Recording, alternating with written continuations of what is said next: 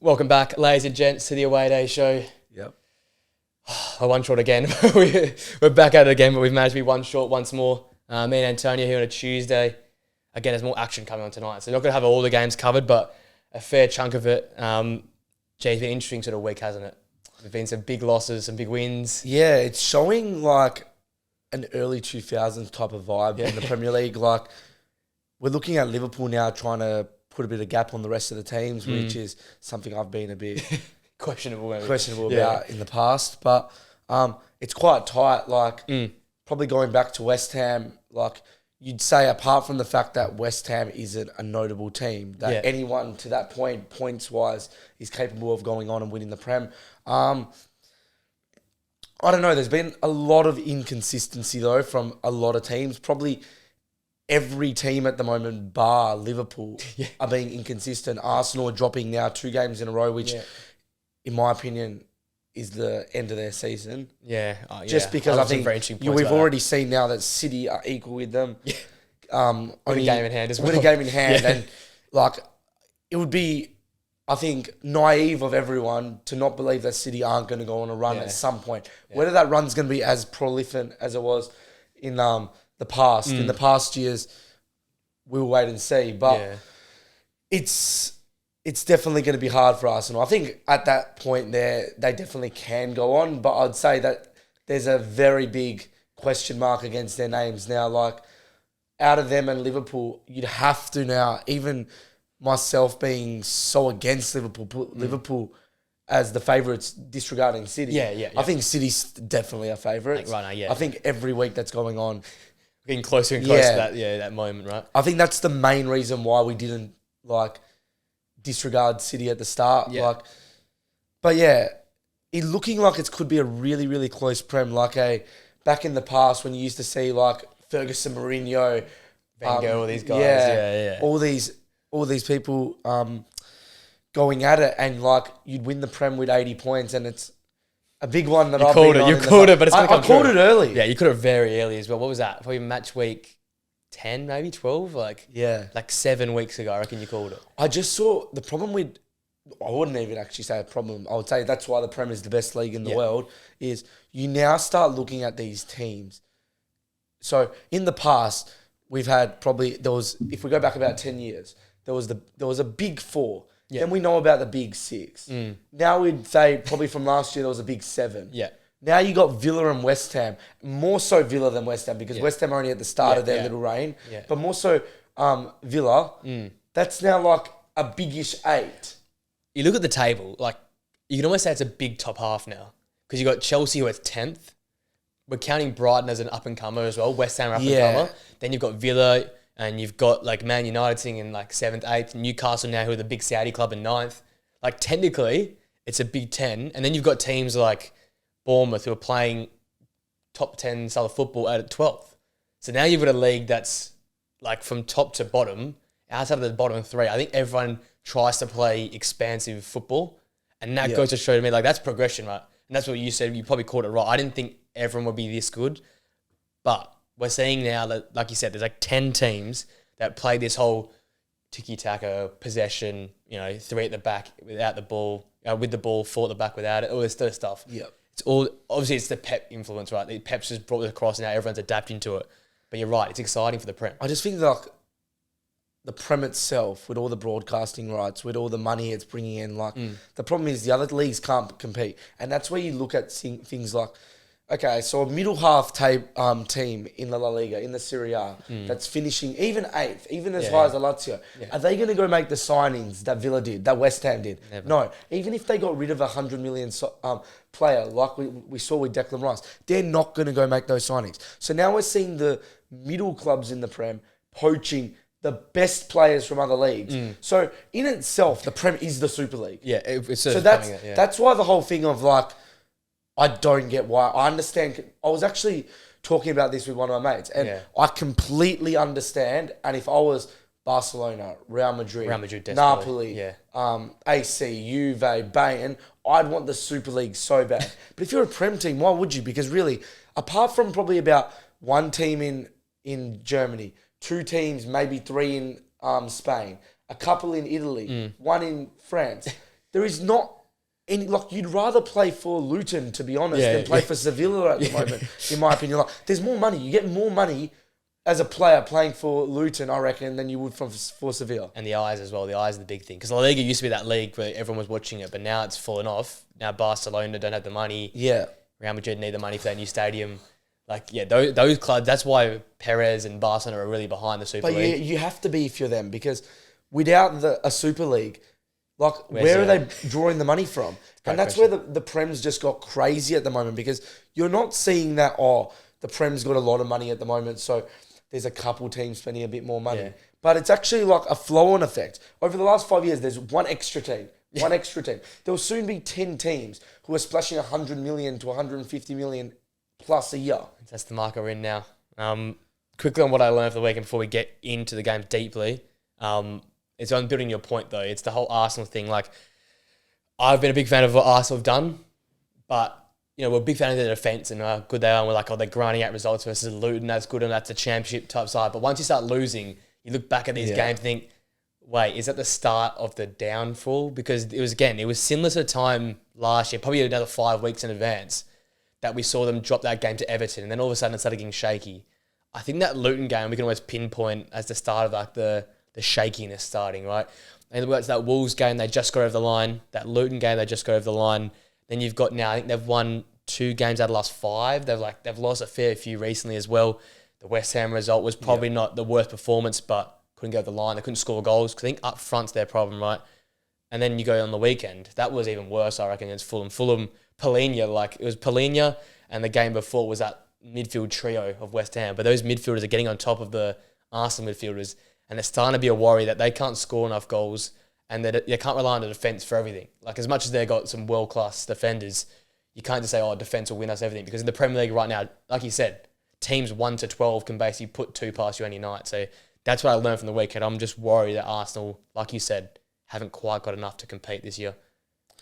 Well, what I learned from the weekend is more, moving on from the point I just made, is the Premier League is the most, even it's been, I think, probably since before 2010. I think you're right, though. I think you're right. Because, really, any team on their day, I know you say it's we've been saying for a long time, it's the Prem. Any team on their day can, take points off you. But, genuinely, your best pluck. You look at City. City lose Rodri, Haaland. They start dropping points. It's not that they're playing necessarily bad. It's just they lose 2 important players. They start to drop more points than they do. Yeah. Whereas you go look at City in the past. City had KDB out for a while in other seasons. They had no striker. Yeah. They didn't do this before. Yeah. You look at Arsenal last year even, and I know maybe the teams they've dropped points to necessarily haven't improved so much, but it's just scary the amount of teams that are good at the moment. It's just you're going to drop points to everyone pretty much. Yeah. And that's the biggest problem about the big teams at the moment. And it can be a positive and a negative, because it therefore means you can win the league with a lot less points. Yeah. But you're going to be competing all the way through, right? Yeah, we were talking right from the start that, we're going to see Arsenal and City, they're going to go a big, the gap. Big gap away. But, are they? I think there will be a gap at the end of the season. But is there going to be this big gap? I don't think it's going to be that gap. I think it's going to be max maybe 6 points from the top 2 to I think it's going to be very close. And when you look at it, the thing from I guess building onto your point is fitness, and this whole Asian Cup and AFCON's going to be a big deal, because Tottenham had 8 guys go down in the weekend. Some say it on something. And then I look at Crystal Palace, and in their game, they've got Elise and Eze back. And we've been saying they can't score a goal to save their life. All of a sudden, they're both back. They got a draw against City. They're unfortunate against Chelsea, and they're going back to Brentford 3-1. Could have been 5-1. I think the fitness, we always say it, we've talked about it all year, actually, this period right now that we're in, with FA Cup, with Carabao Cup finals, with AFCON, all this stuff, you need depth, right? You need that squad depth and fitness. But you're right. Like you said, KDB and Haaland out, Man City looked nothing like themselves. Yeah. On a small scale, Crystal Palace without Elise and Eze looked towards the sort of 15th, 16th. Now looking back to being that classic 11th, 12th. So you're right. It's who's available and who you've got that's going to keep you in good positions. Because right now, if you're Tottenham, who I think are back in that sort of race again for the top 4, they keep losing players. Son's going away injured. if you're Arsenal, and I think if you lose a Declan Rice, that midfield is looking scarily hollow again. Like, we looked at Man United, look at Newcastle, they've both struggled with injuries. Yeah. Chelsea's just coming good after their injuries. Availability is going to be a big, because you're saying there's like 10 teams now. It's going to be a big, big important point during December, January and February, I feel like. It's just like any team, really, as you're saying, there's about 12 teams who are currently like very good. Like they would go to any other league and probably finish top 6. Yeah. All 12 of those teams. Yeah. So those 12 teams at home, even when City go there, Arsenal go there, that's not guaranteed points like it was in the past. Yeah. And I know no game is guaranteed points, but like you don't pencil 3 points in. You're like, should I take? If you took a point from there, it's not a good result. It's a bad result. Is it a bad result? Like, what is it? Like the last few years, though, those two teams be penciling in 3 points. That's what I'm saying. Yeah. Like, do they now? Like, can't be. Surely not. It's just really hard. Like, you got to West Ham now. That's not an easy. That's not hard. They like the way they're playing football, the confidence they've got. Yeah. The crowd's going crazy. You look at Brighton; they might have turned the corner. Well, I think we were I did want to touch on this because I was thinking this midweek. We were really harsh on Brighton, I think. I think you guys weren't. I was. Brighton were on, I think, at that point, because they're on 33 now, I think. They've won back-to-back games. We can quickly touch on Brighton's games. We weren't going to go in depth on them, but... Yeah. Well, let's have a look. So, midweek, Brighton beat Spurs 4-2. Yep. Estupiñán comes 4-0 back. up as well. Yeah, they're 4-0 up. And then on the weekend, they went... Where's the Brighton? Oh, they're up to come. They're coming up against West Ham. Sorry, they're coming up. That's a big game. That's massive. Because I'm saying... I think if Brighton win, they go within a few points of West Ham. Yeah, so looking at Brighton, like, at that time, I think they were 9th. Yeah. Okay. They've now, I'm pretty sure, have they gone over United? No, just behind. Just behind, but if they win, they'll go over United and they got a game in hand. Like, with the team they have, again, I still think they're overachieving. They're the one team who I would say, like, they're just playing system and they haven't brought the players in. You look at West Ham and Villa, like, don't get me wrong, Unai and Moyes are doing masterclass. But they've also had the reinforcements that have helped their team. Like, you look at Villa's team, they've got a bit of depth. They've got people like Zaniolo coming off the bench. Yeah. Like, international players off the bench. Yeah, like quality players. You look at the defence. They've got now, I know Mings is injured. But he's there. You've got Pau Torres. You've got Konsa, Pau Torres and Diego Carlos, who are all very, very good players. You look at Diego Carlos and Pau Torres. Both of them have won Europa Leagues. Yeah. Both of them were considered a probably top 5 centre-back in the Liga. So this is where we're touching. They're just poaching all the players from the big leagues, which is quite good from a Premier League fan point of view. Quite sad from a football point of view, because I think it was really good when we had the different leagues. Because when it was La Liga and Prem probably 5-6 years ago, where La Liga probably, I think, edged it for me. But now, like, I still think La Liga is probably the second best league in the world and not that far off the Prem. I reckon Serie A is only because... Okay, so I think the best 3 teams in La Liga obviously are better than the Serie A teams. I just think Serie A is little bit... Serie A is a bit like the Premier League, just on a smaller scale, that there's about 8 or 9 teams that are quite good and take points off each other. I would say it's a more entertaining league. Whether the players are better is up for debate. Yeah, it's all a bit of a... Yeah, but the problem we're going to get is, how long can these teams, without something like a Super League, like, is this sustainable? Do they make their own league without the Prem? I still think they've got enough, especially those... I think the French league, though, and the German league are in a bit of trouble. I think the German league is very good, but again, it's not next to the La Ligas or the Serie A. Yeah. And like the football, talk about football being played, at least it's watchable, I think, in my opinion. I think the La Liga's watchable, Serie A's watchable, but the French league and the German league, it's becoming not really watchable. I know Leverkusen have turned it around. I'm concerned, and I'll tell you why I'm concerned. Probably more with the La Liga. I reckon the Serie A is the one that can keep going the most out of any of them. So you've touched on the French league and the German league. They're already pretty much under the bus. But you look at La Liga, so Barcelona don't have much money. Atletico haven't been splashing cash really in the last couple of years. So then you got Real Madrid. And I know Real are splashing the cash, but they got Perez there who's got a bit of money. But there's a reason Perez that wants to get out of the Spanish league. There's a reason. They're not making money. They're losing money every year. Yeah. Most Prem teams are making money. So they're losing money. So how long can Perez sustain continually buying the Bellinghams, he wants to buy Mbappe. He wants to do in 10 years' time. Is that still sustainable if they're in the La Liga and the Prem keep poaching players? Because you get to a point where there's about 17, 18 teams who would probably come like fourth in the La Liga. Probably, apart from the big three, they would come fourth. I reckon they could get to a point. So Everton, I think, could start to spend a bit more money. Bournemouth could start to spend. Fulham will spend a bit of money, I think. We've seen them do it in the past.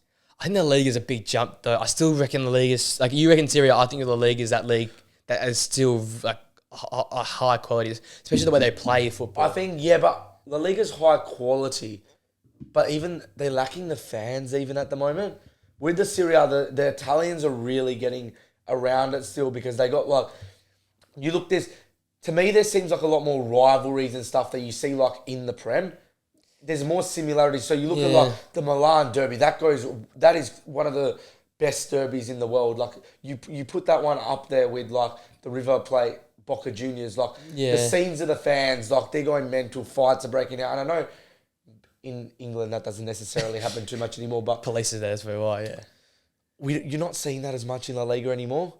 I know it's a culture thing though, right? You don't get the Spanish fans fighting. No, but it's not about them fighting. Even the fans, it's dropped. You even look at teams like Barcelona. We're being critical on him. They want to go sign Mason Greenwood. Is that necessarily?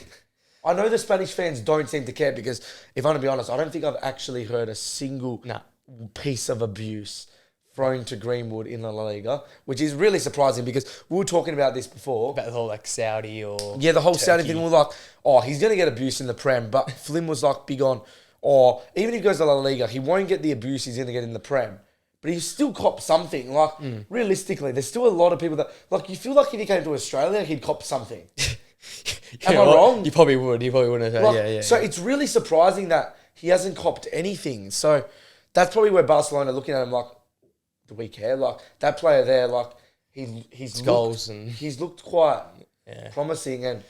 For 40 million, but... I was about to say 40 mil is, I think it's a lot of unders for the moment, for what he's doing. The output he's doing. It's a lot of unders, but I feel like if you're United, you take that as well. I never thought there'd be a time where you get over 20 million for Greenwood. We were saying, and we're talking like 6 months in. Yeah. We were just saying, a few months ago that you'd take 20 or just for the reputation to just get rid of the player. But now that how United are playing, how he's playing, there's all these second guesses now, right? I think for 40 mil, though, I wouldn't bring him back. We'll touch on it definitely at a later date. I'll sort of rattle through some of the midweek results. The big one probably being Forest 3, Newcastle 1. Bournemouth beat Fulham 3-0. Sheffield United and Luton played a great 3-2 win for Luton. Liverpool did a 2-0 win over Burnley. United got a great come from behind 3-2 win over Villa. Wolves beat Brentford 4-1. Chelsea 2-1 over Palace. City scraped past Everton 3-1. Brighton 4, Spurs 2. And then Arsenal 0, West Ham 2. Just want to start, before we get into our strikers list, with Luton 2, Chelsea 3 from the weekend. Cole Palmer, right? Yeah, well... There's not much else other than Cole Palmer. Yeah.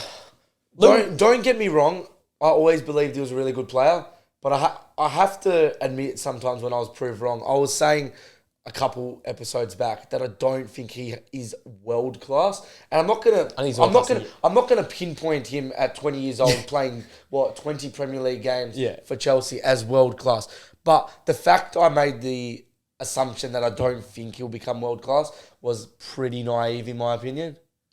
I take it back to the Manchester derby. I think we were sitting at a live watch song, and I just said it, and because I'd literally watch 2 games, but I'm like, I think his ceiling could be as high as Phil Foden, and it was rogue, and it's probably still is rogue. But what we're seeing now is though he's probably already got more output this year than Phil Foden has ever got in the season. I just think his technical ability on the ball, I think, is one of the best we've seen since like young players coming around. We've got a lot of young players in the league right now. I think next week we'll do like a young players list. That'll be very interesting. But in terms of English young players, his calmness and coolness on the ball is second to none. I think I kept saying his eye for a pass is like elite. Like, I think he doesn't make them all, but he has his eye to see that pass is ridiculous. And now that you've got Lavia coming back, and Enzo hopefully will stay fit now, and they've got this new formation up front where Jackson sort of plays with a left forward and Broja gives you that sort of physical presence up top. Now you can start seeing maybe try more things and be helped out to be free. Because right now Gallagher's their best midfielder, and I think that's laughable at best. That's just where Chelsea are. But what we're seeing from Cole Palmer now is as things get built around him, because we were saying this a few weeks ago, if things get built around him, like with Enzo, we'll start seeing these guys show what they're all about. And I think Cole Palmer's just relishing the opportunities to play because he hasn't played proper football in the last 2 years. And I think he's got the ability to become a Phil Foden or one of these English superstars that sort of plays, can play in the 10, can play in the 8, can play out wide left. Because he's played all these positions so far this season. Well, I think it's just crazy to think maybe that Pep let him go for 40 million because Pep honestly thought that he had talent because you're not coming off the bench for 20 minutes a game at Man City, the best team in the world. Yeah. If you don't have some sort of ability, and don't get me wrong, 40 million, obviously you got some sort of ability, but I'm just surprised by that because getting rid of Mahrez, like off the right now, he definitely could be playing. Utilised, I think like he'd definitely start for them with Foden and Haaland. Like I think he's better than Grealish. At current point in time, absolutely, yeah. Yeah, so is it just so that I think maybe Pep saw him as a purely number 10? Well, apparently, according to Pep, it wasn't him being purely a number 10. It was the fact that he couldn't guarantee game time. Palmer wanted game time. Yeah. And apparently, Pep is one of those managers that goes, if you want game time, you go. You go, yeah. Like, he's not one of those managers that just holds players. Which makes sense. But then, like, now you think with City, is this the way to go at City is taking their young stars like Rico Lewis, Oscar Bob, all these young guys that come off. They're doing the same thing this year. These guys are playing those 20-minute spells. Yeah, that young 17-year-old I think who scored in a champion or whatever. He's there as well. Like you got all these. They've become the Manchester United sort of and bringing up all the youth players and having these amazing youth players sitting around. Is that the way you got Man City now? Just trying to nick all these because Cole Palmer right now is probably Chelsea's best player. Yeah, so I definitely agree that you should try to go nick City's players because they definitely do have some up-and-coming youngsters that are good. But the problem I have is you've seen it so much in football over the years. I don't get why City are selling them to rivals.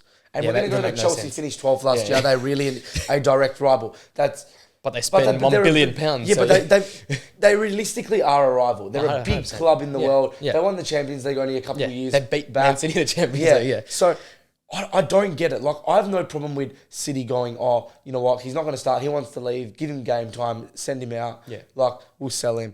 He's realistically a good player, but we've got better players. Fair enough. Yeah. That's big mentality. Yeah. That's a big mentality team. But I don't get why. Like, realistically, like, selling to a Chelsea, would you sell to a Liverpool? Would you sell that to an Arsenal? Would you sell... You couldn't do that. It's the same with, like, how they were selling Zinchenko and Jesus to Arsenal. I never really understand it. Was a weird one. Like, no other team in the world would ever do that. No. But Man City they probably just going to get anyone off their books.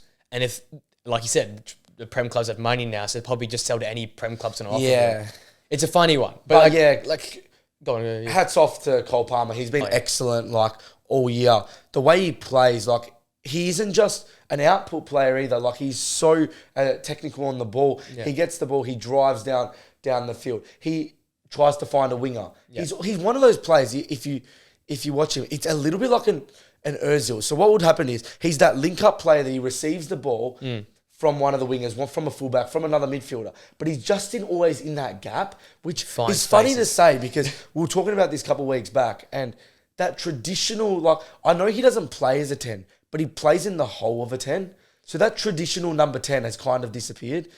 And basically play with 2 6s and an 8 these days. Realistically, you play with 2 6s and an 8. He always is in that hole. And what you find is he plays exactly like the Ozils of the world where he gets the ball in the hole, plays it out wide, and he always on the edge of the box for the cutback. Always receives. Always. So he's always like, receive the ball in space, drives at a defender. From the defender, he hits out wide. From out wide, he's always that player just sitting in between the 6-yard box and the 18-yard box around the penalty spot. And he's always there. And that's how he's nicked so many goals. It was what Flynn was actually saying about Ødegaard. Yeah. It was what he was expecting from Ødegaard. He's always that player, edge of the box. He always gets it. Yeah. But I think the difference is, at the moment... Cole Palmer's clinical in front of goal is what the difference is. See, that definitely is a factor. But I think also a factor is when you're Arsenal and based off last year, there are a lot more defenders blocking the goal than you are at Chelsea. Yeah. Like, really, would Ødegaard have the space that Cole Palmer is getting at the moment? No. I think that will definitely change. But you've seen this so many times. Like, at the start, when Bruno was at United. Oh, goals for fun because no one knew who Bruno was. And don't get me wrong, you're a Man United player. You're a Chelsea player. So you're going to get the attention. Yeah. But there's a difference between getting attention and being a superstar that like you actually spend hours and hours in your video analysis going through. And I don't think he has reached that point yet, but I think definitely now teams are definitely going to be looking at it. You're going to have to, because this game here was that. It was him. I remember a few times him just like berating the centre back, like for not passing him the ball because he'd drop into a hole and wanted to give that little 1-2. Yeah. But the third goal comes from a bit of a counter attack. But again, it was him finding a good space, driving at the defender, and even his finishes, the way he like sits down the defenders and sits down the goalkeepers. It reminds me of like that Ozil in the Europa League. Yeah, when he just sits down and just little taps it in. Yeah, like, this guy's too easy. And Madueke is scoring goals well. Those two, that little link up's good as well. I think Chelsea, I say it a lot. I think Chelsea maybe are finding who they need to play in what positions. It's just now if they can get it going in that one direction. They've definitely found some players out of, I don't know if you say out of nowhere, but some players that definitely are very good players. But I still think there's enough of Chelsea squad that aren't good enough. Don't get me wrong, that I understand that bit, but I think they're just trying to find he goes here. They're sort of filling the jigsaw pieces. I think they found more of a interim fix in the sense that I think they will definitely start to win more games than they were, but I still don't think they're going to go and win lots and lots. Okay, yeah, it's not that. I just think at least now they've got the formula of like that type of player has to go there. That type of player has to go there. And that's good because then you can start buying with an idea, not just splashing the cash. I think that's a positive. Like, we're good. Do you think that Poch's system in an essence allows the traditional number 10 to play? Because you look at when he was at Tottenham, like Eriksen, Dele Alli. Dele Alli wasn't a workhorse. He was more an output, skillful player. You'd say Cole Palmer's very similar though.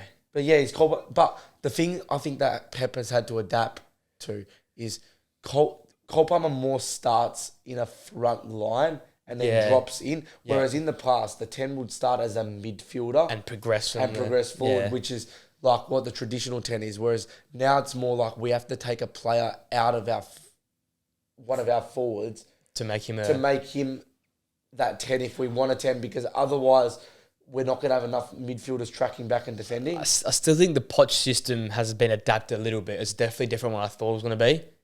But I think, though, if you're Chelsea right now, you just take Cole Palmer, number 10, and sacrifice. When you've got Caicedo, Lavia, or Enzo back there, you'd hope you'd be fine with those two sort of defending. So from that viewpoint, maybe you sacrifice a number 8 to have 2 6s and a 10. Yep. Because you've got to use what Cole Palmer's got. I think really Enzo and Caicedo are kind of 2 6s, and they don't really need the output. Yeah. If you've got Cole Palmer in front of you, you don't need the output. You look at the traditional teams back in the day when they had those excellent number 10s back in front of them. Or even the 4-4-2.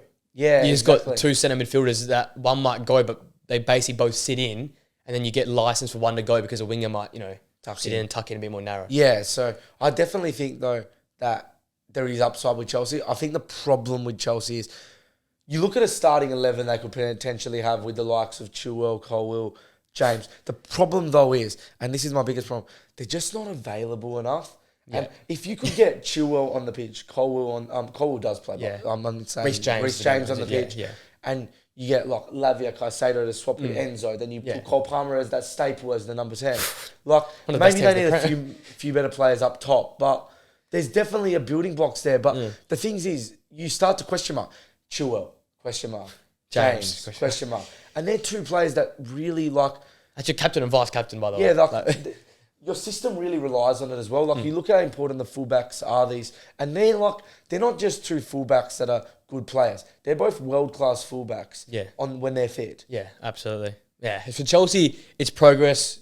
I think I'm happy where they're going. But again, next week it could be all hell again. They could lose 5-0. Well, we've seen the up and downs of many Prem teams. Probably down from the top 4. Obviously the top 4 have had their drops, but not too many. But anyone below from Tottenham onwards, we're worried that you just don't know what week. Like a little indeficiency and bang, 3 points lost. Yeah, that's the Prem. We'll quickly just shuffle over. Crystal Palace 3, Brentford 1. As I said earlier, Eze and Elise were dominant in that game. Yep. Brentford, I'm becoming a little bit more worried about them. And then Man City 2, Sheffield United 1. controlling game for Man City. Had 82% possession. Pretty typical City performance. City at home. So let's do it. We've got here eventually the striker list.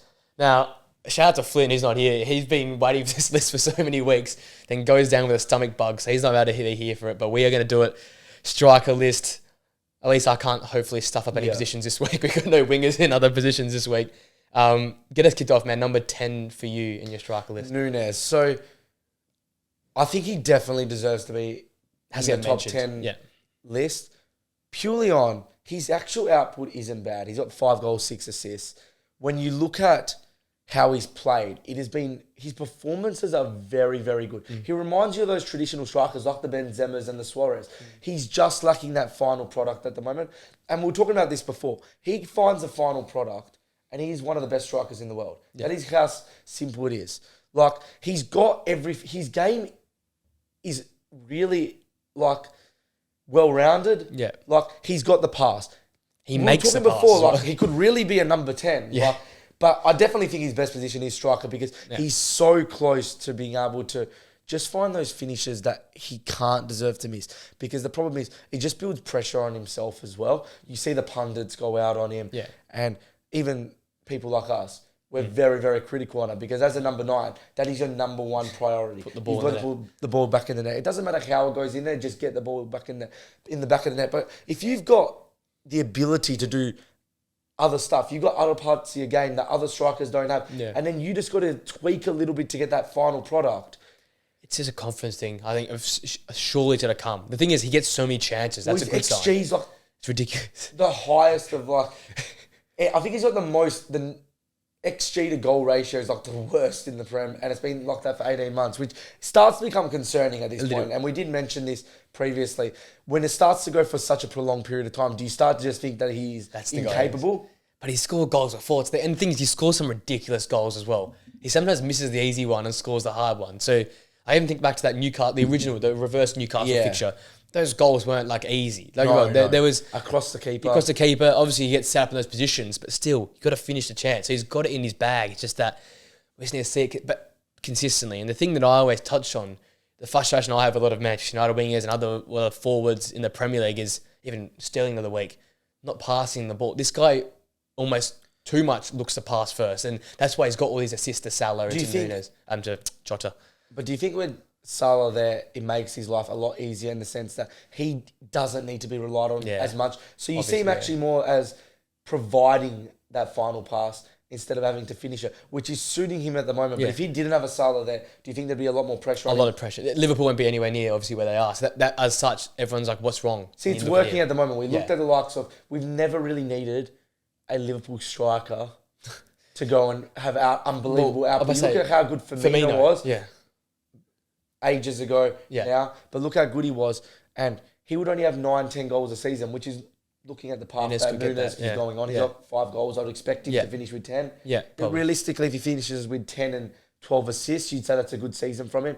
Obviously, as a striker, and looking at how well he does for like Uruguay and how well he did for Benfica, you're expecting a bigger output for him. But maybe as well, that will just come. If you can get some confidence by just getting game in, game out, get the assists on the board. Surely those tap-ins, like, I know we say he's incapable because of the length of time that he's been doing it for, but surely that's the easiest part of the game. Like, I know playing the game, like, that's more a confidence thing than an ability thing. It's just, it's literally just one simple step. And a simple step changes, he changes, and all of a sudden becomes top. A Sunday League striker puts those things away. It's more the fact of confidence. Those exact chances he was putting away for Benfica, he puts them away for Uruguay when he plays for Uruguay. But he just doesn't seem to at the moment for Liverpool. And that has to be a confidence more than an ability thing. Definitely. Yeah, definitely. I mean, I back it. I was close having you in. I ended up putting Hwang in.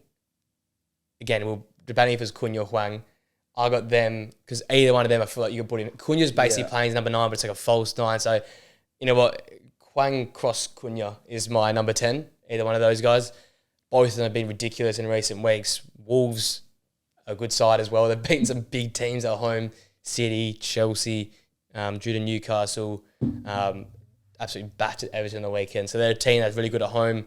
Gary Neville's got them playing good football, but it's because of these guys scoring and being clinical. And I think back to like match one at Old Trafford, we were going against them. Cunha and Huang were dangerous consistently, and they were so threatening in front of goal. And you talk about Nunes and missing chance. These guys don't miss many. I think their XG to goal ratio will be like, pluses, because they're converting some very difficult chances. So whoever you want to put there, I can't remember. I can't keep my list. So I'm pretty sure I had Cunha in my number 10. So I'm going to have Huang as my number 10 for me.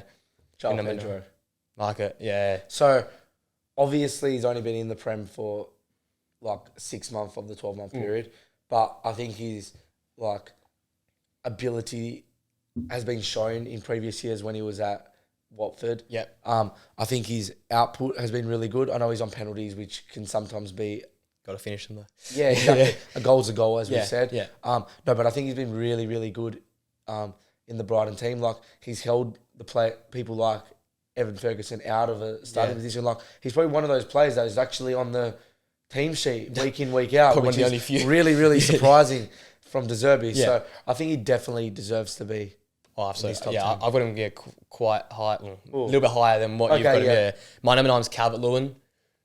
No, I get, purely because, and this sort of, when he plays, he's probably one of the best players or strikers in the Prem.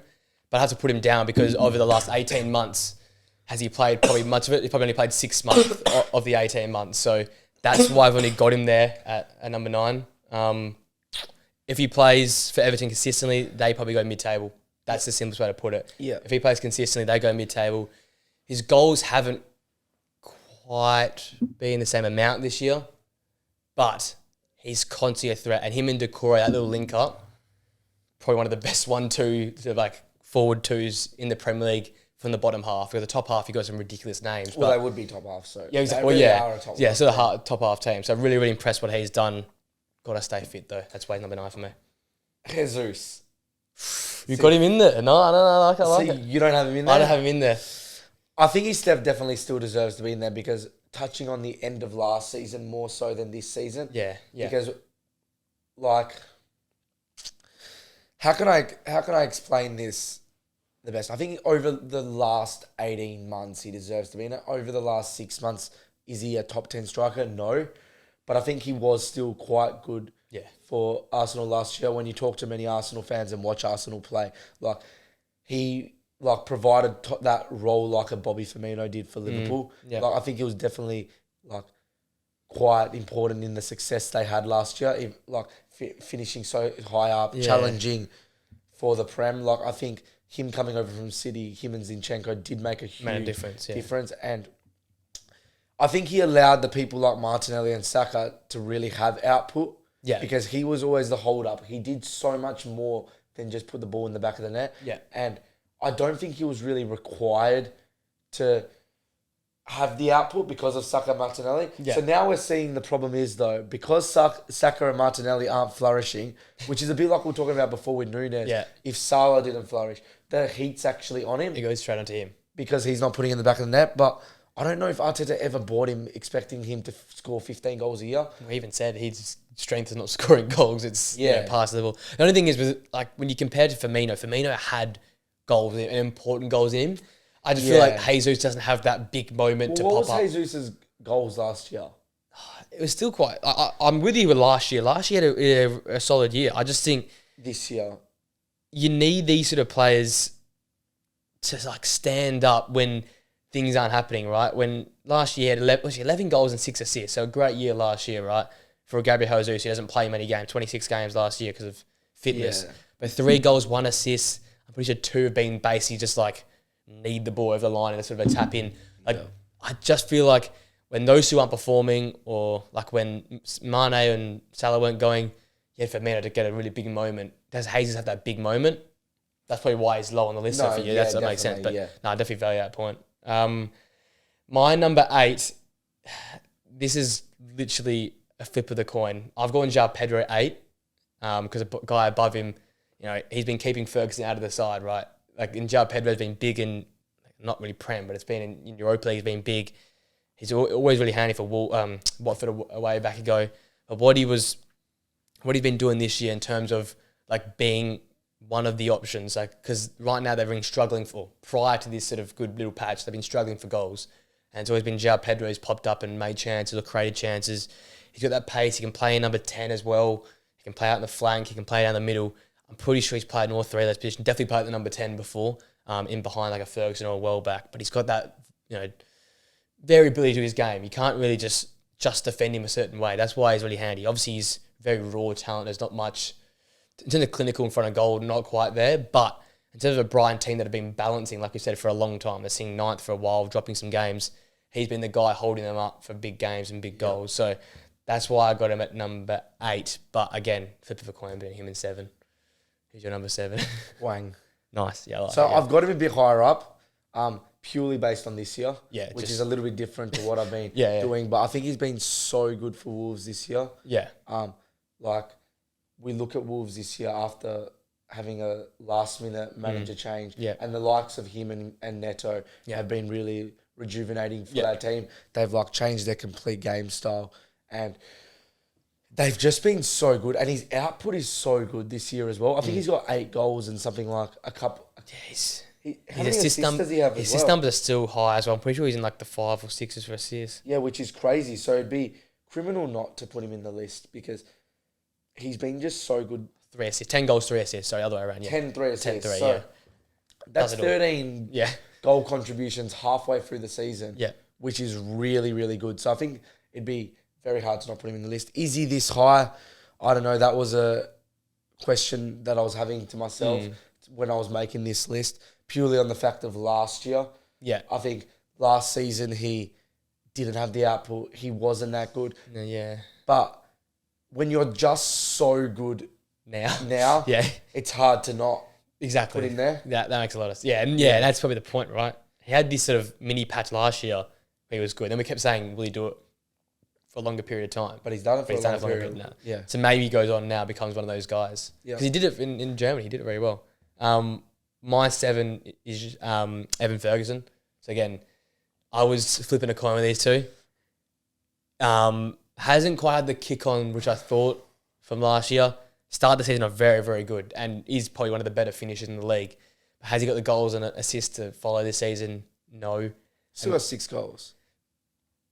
6 goals compared to some of the other guys. I just don't know if you... The question I have here is, I definitely think ability-wise he's a top 10 striker. I just don't know if he's had enough exposure to the Premier League yet. To be a top 10. He's scored 12 goals. So we look at someone like Huang, who I put a question mark against. Yeah. And I'm like, he's only got 10. He's got 10 goals this year. He didn't have great last year, but he's only got 2 goals less than what Evan Ferguson has in his whole Premier League career. And that's the thing. In 6 months. Am I blinded by the ability? Maybe. Yeah.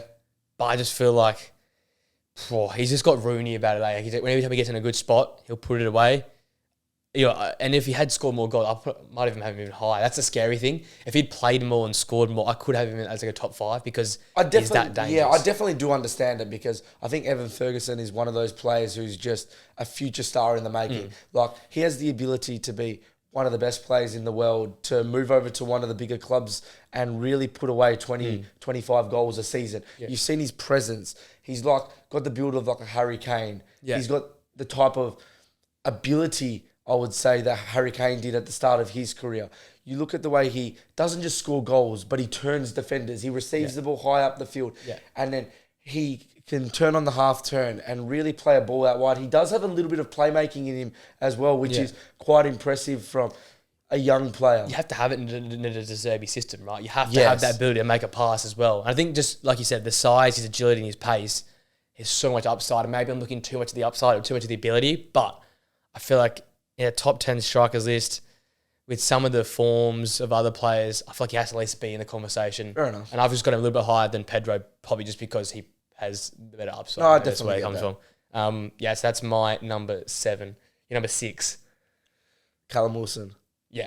Well, I'm number 6 as well, Callum Wilson. You got number 6. We've obviously gone with the same thought process here. Like, if we look back at last season, he probably would have been higher because he was starting every game. Yeah. It's very hard to put someone that doesn't start into your top 5, but he's still got 7 Premier League goals, probably starting only a handful of games. Barely any games. But coming off the bench and being really prominent, probably one of the best players, bench players we've seen since like the Ollies of this world. Like he's putting away chances and he's probably saved Newcastle late a few times.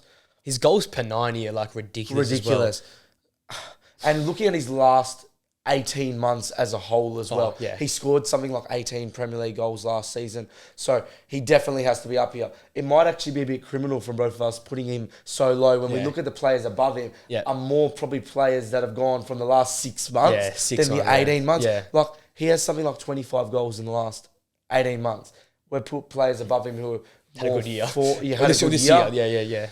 But it's always I think if he had 7 goals and started, I would have put him higher, which is actually funny saying that. So we've put him lower based off the fact that he doesn't. Keeping him out, though. Someone's keeping him out, but he's actually played less minutes and got the same amount of goals as we're saying if he played more minutes that we would have put him higher, which is hard for process. But I think the striker he is though. He's sort of that fox in the box. He's sort of that guy who just gets in a spot. He's not going to create his own goal like the guy who I've got above him. It reminds me of like a prime Danny Ings. Yeah, when Danny Ings was like, that we had it at his best. I think he goes above and beyond probably a Danny Ings in terms of consistency and ability. But I just feel like career span, he could fit another team like those guys, West Ham, very, very well. Like if he was sick of what he was been doing, which I don't think he is, but if he was, I don't know.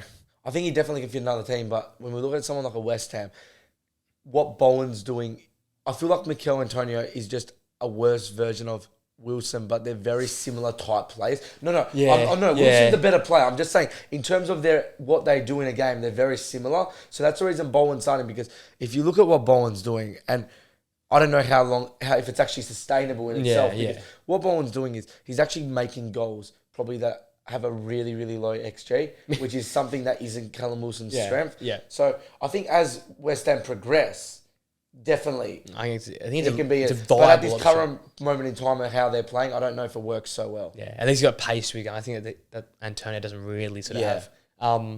You're number 5. So just have to double check here. You have to double check. Has to confirm there. Tony.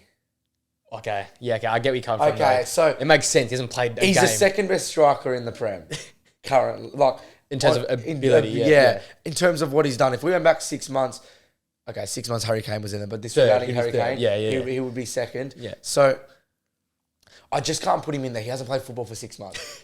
Putting him 5th, in my opinion, for anyone that hasn't played football for 6 months, that isn't like a Premier League, Champions League winner. Like the only one we've really done is KDB. Yeah. That we've put so high on the list when they haven't played football. I can't think of anyone else we actually put in. Yeah, that's probably it. That's it. Yeah. So the fact he's still 5th is quite impressive. And that's obviously all plaudits to him for last season. Last season he scored, I think, 20 or 22 goals, which was incredible in the Brentford team. We look at Brentford having lost him for the first 6 months of the season. Struggling. Fixed a little bit of his gap at the start of the season, but we're really seeing the hole now. And Mbeumo really needs to go back and Wisa back onto the flanks, putting him through the middle. I think they're just wearing for him to come back. They can't wait. Arsenal can't wait either. I think Arsenal are going to try and buy I don't him. think they're going to try and buy him right now, though. We're going to hold on? Yeah. I don't think Brentford will let him go, because Brentford are getting into a dangerous position. Very dangerous right Like, you're looking at Luton starting to pinch a few points. I don't know if they're relegation scary, but you just don't know. You never know. It's going to be a big thing when he comes back. Yep. That's why I've got a little bit high. I've got Isaac at number 5. Which, again, it sounds so stupid when you say, because Isaac, we saw what he did last night. That goal last night literally came out of nothing. Just took the ball, drove, scored. Plays on the left. If Wilson plays, obviously he's great number 9. He's got a weird body where he looks like a little slender man, but he's got that strength to hold off the defender, put the ball in the back of the net.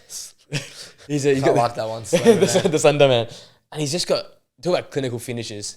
He's that clinical finisher, right? And always like, coming from La Liga, Sociedad, and you're like, is he really that good? Is he gonna prove it? Comes over, bang, hits the ground running. Reverse fixture last year, Liverpool got his debut goal. If he wasn't injured so much, you'd be saying he could also be one of those sort of top 3 Prem strikers. But yeah, impressed with him.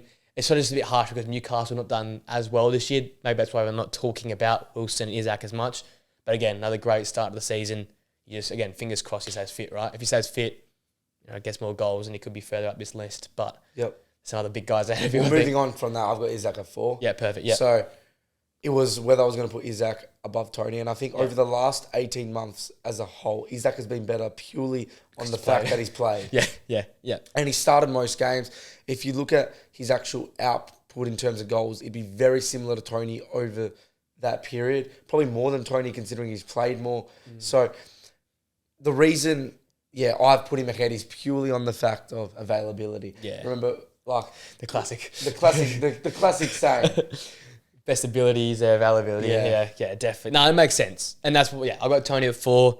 I do love a bit of, probably a bit of favoritism because I love a bit of Tony. I think he could be dropped in any sort of top side in the world and score goals. That's the thing. You scored 22 for Brentford, you can score for a lot of top teams. I just always have my question marks because I've just seen it so many times. You look at like Ings has done it before. You look at the Wilsons of the world who have put a lot of goals. And yes, they're very, very good players. And I'm not saying Tony could be completely different. And I think he is different. But there's always a question mark there. It's a lot different scoring for a team like Brentford than going to a United or going to an Arsenal. And because the pressure's always on you as well. Really, you score 10 goals at Brentford and you've had a good season. No one's complaining. You're not losing your spot. You score 10 goals. Like, you just look at Højlund, who's, in my opinion, a really good player. Yeah. But just the pressure's got to him. I know he scored now 7 on the year, 5 in the 6 in the Champions League, 1 in the... But you can see the pressure's got to him. Like, what that goal meant for him was amazing. That really showed the pressure did get to him. Yeah. I just think... Now, this is really extrapolating. This is not my whole 18-month rule. But then you've got, like... He scored, like, a record in the Championship in terms of goals. Has a decent first season in the Premier League, got double digits, and then goes at 22. And this is a team that's sort of just, like, 12th, 10th around the place. Well, it definitely does show that as he's made the progressions with football, he's able to continually excel at every level that he's played at. Because actually, he was at League One. I'm pretty sure he was at Peterborough. Yeah, it wasn't too long ago either. I'm pretty sure he was in League One at Peterborough, got League One Player of the Year. I could be wrong with this. Then he went to... From there, he went to Brentford. I think he went to Brentford after that, Played in the Championship with Brentford. Yeah. Came up with Brentford, scored a record goals, I think, before Mitrovic took it over. Comes into the Premier League, is really good from the get off. Yeah. So it's showing that from every level he's gone to, he's been able to excel at those levels, been able to be the best player in that team at every level, which is something that really hasn't happened in the past. You always see those players like that are really, really good Championship players and excel at that in that arena, but then they move to the next level and they just can't get the grips of it. And probably that's a part of me that goes, that's why I think if Tony does go to the Arsenals, if he does go to one of those big clubs, he definitely will be able to excel because he's showed that every step, every challenge that's been thrown at him, he's like straight away bang onto the next one because he's been able to go just sweep the floor with any challenge. It just shows the consistency as well. To be that consistent in terms of goals is... The only thing he's just a goal scorer. He's like a Vardy, really. I'm going to say, he just creates things out of nothing. That's why I put him so highly. He's just a Vardy that wherever he goes, he's always scoring goals. Goals for fun. All right. So that's my 4th. So our top 3 now.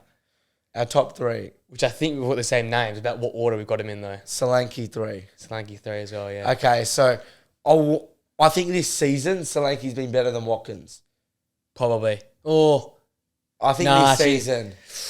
I think this season Watkins got... Because Watkins got assists in his games as well. Watkins is the league leader assistant now as well. So Watkins is like top 5 scorer and top 3 and top assister. I don't know, but I think Solanke still in a worse team has been better this year than Watkins. But I think over the last 18 months, Watkins is clear. Yeah. So that's why I think I've put Solanke 3. And that's moving on to the Watkins thing. You just mentioned that Watkins is the leading assist. He's what? 8 goals? 9 goals, 8 assists. So 17 contributions. 17 contributions in 19, 20 games, whatever he's played, which is incredible stats. Yeah. It really makes you start to think like, could you have, definitely not. If I was to do a 6-month season like list, I would have put him 1. Purely based on form of this season, he would have been 1, but no. You definitely couldn't put him above Haaland. I just think, with these two, I think Solanke as well underrated what he did last year in terms of at the back end of last season, him and Billing were scoring like. What did Solanke finish with last season? Do you know?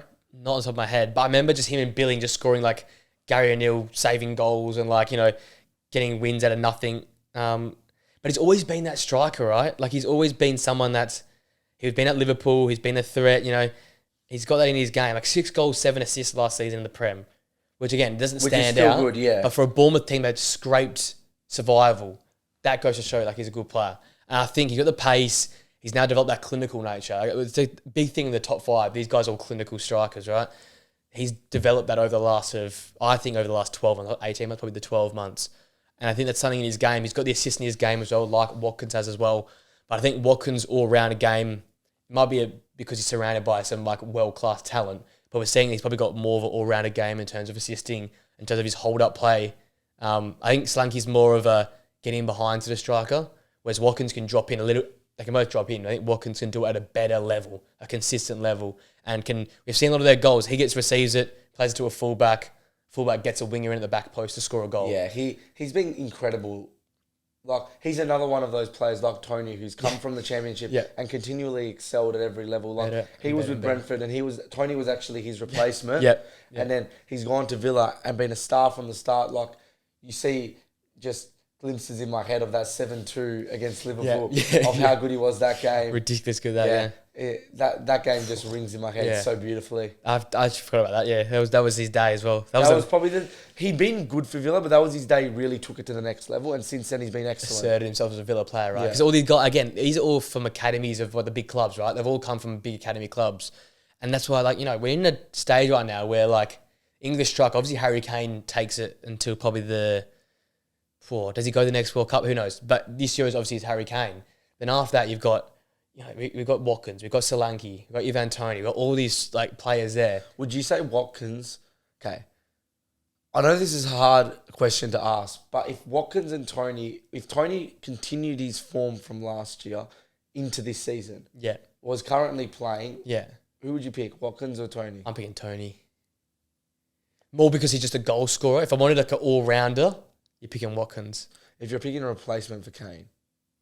Probably Watkins. Because Watkins is the most similar in terms of dropping in, laying the ball off. That's fair enough. I was just thinking that myself, and I don't really know how I'd split the pair. But if England are going to play better football at this year, by the way, I can't wait for the Euros to start because that's going to be very exciting.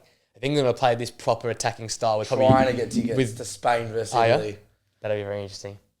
That'd be very good. If I can get tickets there, I've won the lottery. That could be the hardest football match. It's going to be the most look forward to game, I think, so far of the Euros. Well, of the group stage, there'll be no bigger game. And the rivalry of Spain and Italy, that could be immense. It could be crazy. But if England are going to play Jude Bellingham and Rice and potentially another number 10 and Madison, potentially. And Madison or Cole Palmer? Or either one. If the point is, if they play basically a 10 and Jude and Rice, then you want to play a Toney type. Obviously, they're going to play Kane, but if Kane somehow was suspended or not available... No, it's Calvin Phillips is getting the nod. And Henderson will play alongside him with Declan Rice. But no, that's the thing. It's the way England progresses. Because after this, isn't Southgate done? I think Southgate said no matter what happens, he's done. So if then you go and get a new manager who's attacking, you go and play Toney as a pure just striker, a goal scorer. See, this is where I'll talk about international football, and I think international football is a completely different... It's defence first, right? It's a complete different type of football than playing for your club. Because when you play for your club, that is your club. You go there, you train with them week in, week out. You have a pre-season with them. Yeah. You don't actually have the time to develop a proper philosophy. Proper philosophy with the national team. I understand you have your camps and stuff, but you'd be lucky to spend 8 weeks a year with your national team. Right. Can you really develop a system that is completely different from... Because what you're doing is you're putting 8-9 clubs together in a starting 11 and trying to dwell them together. And yes, a lot of clubs are now playing progressive football. Yeah. So it probably does make it a little bit easier than it did 5-10 years ago when you had 5 different systems coming in. You had Pep, and then you had Mourinho, then you had this, then you had that, and you had all these different systems. But it still makes it really hard to gel because every system has its own tweaks. You look at how Pep does it different to Arteta, who does it different to Unai, who does it different to Klopp. Yeah. It's all the little intricacies, right? That makes it... And the easiest way, and this is my one thing when everyone goes, Southgate's football is so bad. But Southgate's football has allowed. I think it's more the players he's picked than the type of football he's played.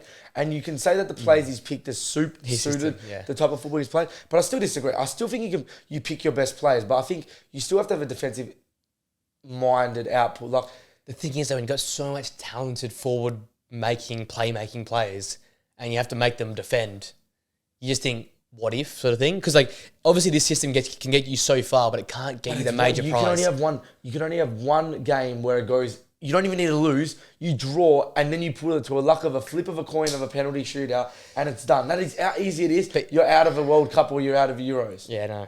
I just think though in that Euros, if they had played to their strength, which is attacking. You look at the last Euros. That's what I'm saying. But if they would have attacked a bit more, I think they would have got the better of Italy. I generally reckon they would have done that. And you can say Italy were good on the counter-attack because Italy had some great forwards in that team. Italy just purely played off grit. Yeah, because Italy weren't as talented as England's team. Yeah, I know. England's talent is probably arguably the best in the world in terms of talent-wise. Even look at Argentina. Argentina put every single player defending apart from Messi, and then and then just lobbed it to Messi and said, "Run." Yeah. It's interesting. That's what we'll get into Euros. We'll get closer to it. Obviously, number one's Haaland. Yeah. Speaks for itself. They're both saying this, and Flynn said it a few weeks ago with the whole top half 11, what we did, like the All-Star 11.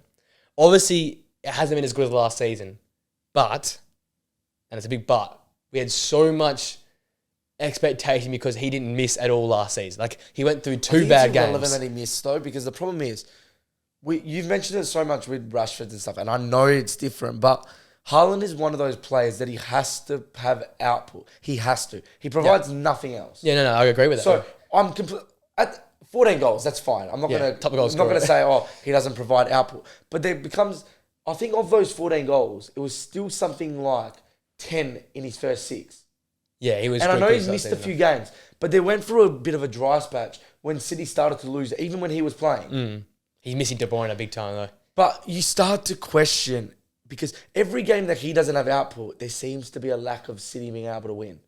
Well, that's the thing though, because City is set up for him to score a goal and to win. It wasn't like he said a few years ago where it's Jesus and everyone wingers can score and centre mids can score. That's the thing though. So when you're so dependent on one player, and don't get me wrong, if you want to be dependent on someone, Haaland's the man to be dependent on because anyone in the league. He puts them away. But the thing is, when we spoke about this last season, when you start to have two or three of those games where he starts to not have output, you start to look and you go, he's just extinct, to be honest. Like, he doesn't exist. Like, you're playing with 10 men.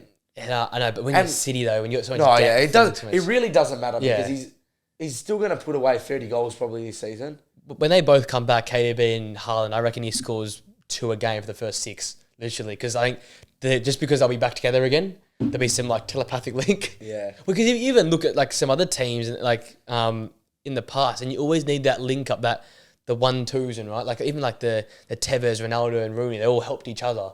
And even look at like Salah and Firmino. Salah always needed Firmino to feed him in, like, and even now Nunes feeding Salah in. Yeah. Even Bowen, he's Piqué. So you always need that duo. And when you lost the best player in the world over the last 8 years, that's a pretty big loss to lose. Oh, that's definitely. I definitely agree with you. You got a striker. That's why he's our number one. Yeah, I think he's our number one purely on the fact of how good he's been over the last 18 months, how clinical he is. He's the most clinical striker I've seen in a very long time. Yeah. So that's why he's our number one. But there are there's always some question marks when he doesn't score goals. Yes, 100%. I think at the moment, if he doesn't score in 10 games, City will still find half of those games another way to score. But the problem is when you start to get a few more and a few more. Yeah, then in the pressure. You start to go to 15 games. Well, probably only City find a way to score in half of those now games. So that goes to 7. Rodri will score every game because he just sounds to find a banger every game. Brilliant player. Okay, that's number 10. So our top 5s are basically only in his Tony rotate. But that's it. Yep. Goes to show though, strikers are quite simple, right? In terms of it's a pretty easy list to pick because you look at the striker list and you go, most of them, pretty much apart from Hwang, will like number 9, number 9, number 9, number 9. They're all number 9. Not like last week, he's Bowen or he's this. Well, we would have actually... Or if I said inverted. If Flynn was here, he would put Bowen. He had Bowen up 2. there. I think he said, he had him in top 3 this year, which is a really interesting chat with. Yeah, well, where would you put Bowen if you had him? I think 3rd. 3rd, behind Watkins. Yeah, above Solanke. No, because Solanke's had a very good, 12 months. Same as Bowen, realistically, but Thomas probably been better in terms of amounts. Well, yeah, Bowen I think still had 10 or 11 goals last year. So yeah. That was the debate last week. We'll quickly sort of go through this game. Just interestingly, Villa went equal top at the time, beating Burnley 3-2. Burnley again, the counter-attack, it's working. That's what I want to say about Burnley. I think they found the motto, the way about going things now. Absorb some pressure. And when you've been playing this attacking style of football the whole time, you'd be surprised how easy it is to counter-attack a team with a few passes. And that's what they did in this game, was a few over-the-top balls, a few little 1-2 give and goes, and they scored 2 goals. They were down to 10 men. They took it to Villa, but Villa just desperately needed that win, I think. Because, talk about mini blips. It was a little mini blip for Villa. They obviously lost to United 3-2.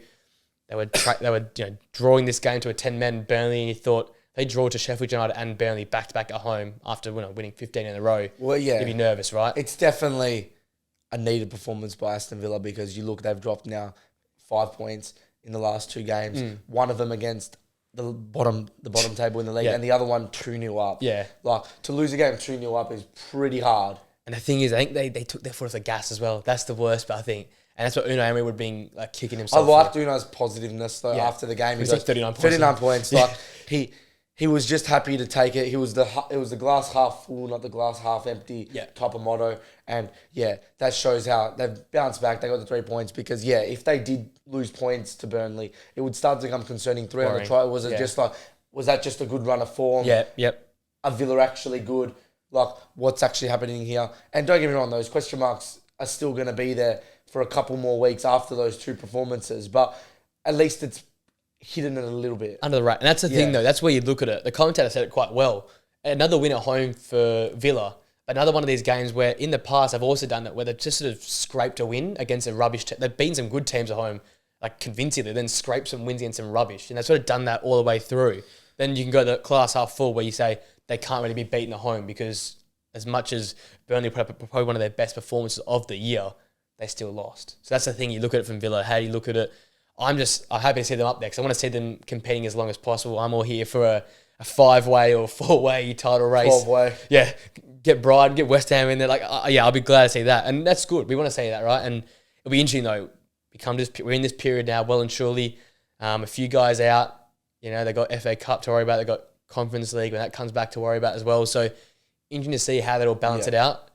If you're Aston Villa, do you take the league as a priority, or do you take the other cups as a priority? League, because I think there's an ability to at least finish top 6, and I think that very easily could just disappear.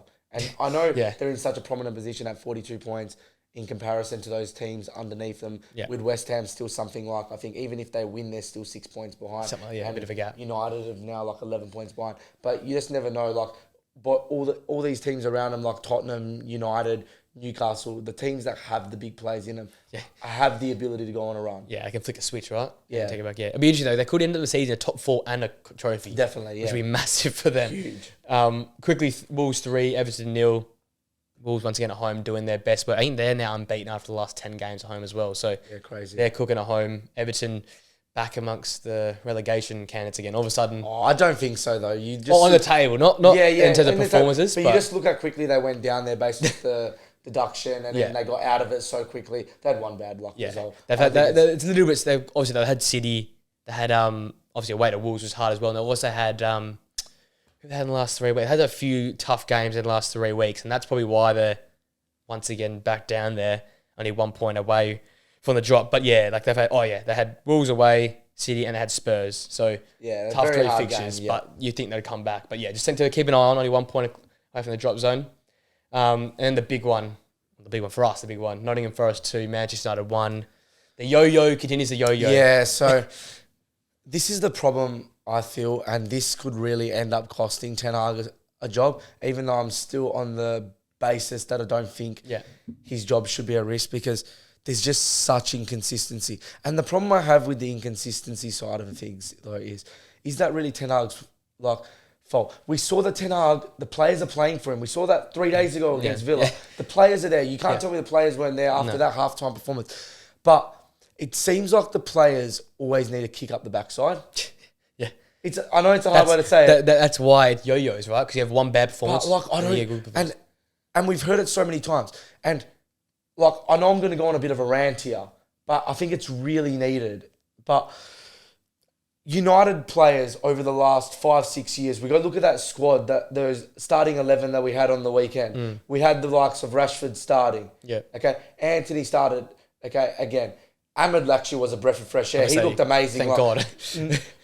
But you just continually look like McTominay comes on for Manu. These traditional players are going to cost Ten Hag a job. And he continually picks these players who have sacked all these managers in the past. He's going to get these jobs. McTominay, yeah, nice. He scored 5 goals. But again, if he doesn't score, he's crap. He's a midfielder. He isn't expected to score. So you're picking him based on the fact that he's going to go and score goals as a midfielder when he can't defend. He actually can't attack either apart from be a fox in the box. Yeah. And he's not even a striker. So you're picking a midfielder to be a fox in the box, which makes no sense. We got people in the back line who are just so inconsistent, which I actually can't blame. Because you actually have to pick those players because we've got no one fit. Which, this is why. You can't sack Ten Hag until we get our players back fit and see how we go from there. Because it's a big difference. You look at Lisha comes back, maybe can play next to Varane. I don't know what's going on with Varane because apparently he's going out he's leaving on a free. Yeah, he's gone. But even like you can play Lisha next to Maguire, nice strong aerial presence next to an animal. Okay, Luke Shaw, now he's injured again. Disappears again. He's almost turning into a Reece James. No, he legitimately is. Every game he plays, we are so much better. But when he's on the pitch, he'll disappear 2 games later. The thing is for me though, the thing is what I was frustrated with, and I'm pretty... as much as I get passionate, I'll sit calm after a game and not be in or out or sack him out this. So I just said, but the weekend really annoyed me because you take off probably our best number 6 in Manu. Yeah. And what we saw last season was Casemiro and Eriksen work so well. Like Eriksen looks like a 10-year-old, like a youngster playing, but when he looks like 45 years old when he's playing next to Fred and McTominay. So he brings McTominay on, who's not a number 6, but is making him play number 6 or making Eriksen play number 6. And Eriksen's number 10. We know that, but he's being forced backwards. The midfield balance is so lost. And what do I say? I say every week in prediction videos on here, when I talk to anyone, when I talk to my dad about football, midfield balance wins you games of Premier League football. Midfield wins you the game because you lose the midfield battle, you lose the game. And therefore that team is always going to be on top of you for that whole game. And where do their goals come from? The edge of the box. That's not the defender's problem. Well, you look at that first half. Who blocked the Minkes shot? Manu's there, sliding like this, like a full acrobat, mate. And the header one he blocked as well. I just think when Manu's probably your best player this season. Him and Garnacho may be your best players this season. I would say actually still though from the loss, and this is why I'm so positive still on Ten Hag. I think if you can get a team together and we can get those players back fit, you can play Manu next to Casemiro and let Bruno, because you play Manu next to Casemiro, you can let Bruno play as a traditional number 10. Just play all out the top. Whereas right now, when you got Manu and you got McTominay who goes up and McTominay can't defend, you need Bruno back there. Yeah. You put Manu and Casemiro there in front of that defence. Even you play Johnny Evans. Watch Johnny Evans look like Van Dijk. Yeah. Ball playing at the back. And but watch him. You put those two in front of him. It will be though. It will be. Because they had 2 interceptors. I think I saw for that 15th of Jan game, which is the next Prem game. Yeah. Mount's back. Malasia's back. Yeah. Maguire's back. Is Martinez back? No. Martinez is back. And there's one other player. Is Casemiro back for that one? No. I saw it. I don't know exactly. There's a big list though. There's 5 of them that are back for that 15th of Jan and they're all in training at the moment. I just want to see, obviously you're going to have injuries, but a semi-fit United where Johnny Evans, who couldn't get a contract from not even Luton, play. You get... Even I'm happy if Maguire and Lisha play. Malacia will bring a breath of fresh air. At least if Luke Shaw isn't going to play. Yeah. Because Reguilon's good in attack, but then he can't defend. Well, Reguilon will be back play Delort. Play Malacia and Casemiro there and let Bruno run free. And watch when Bruno roams free, how much better our attacking output is. And actually to say attacking output, Rashford actually has looked a lot better over the last 2 games. He's running about it. He's running a game. Like, he's got a goal. He should have had 2 assists against Villa. One of them was offside by half a centimetre. Yeah. He was actually doing what you said he needs to do. He's passing the ball. Both times. Yeah. He's passing the ball across. And a good finish. Hoyland had a finish. We could bring his confidence. I would actually say our whole thing just flipped again. Yeah. Our attacking output isn't looking too bad.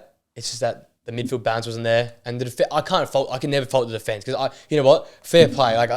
They have to play. There's been 11 different combinations. And fair play to all. Delort. You know what? Probably Delort's probably our player of the season because he's played every single game. I don't think the guy's ever. He's doing a Pedri. Left back, right back. He's about to play centre back next week. the bloke's going to do a Pedri and be dead by the end of the season because he's going to play every single game. He's been massive for us.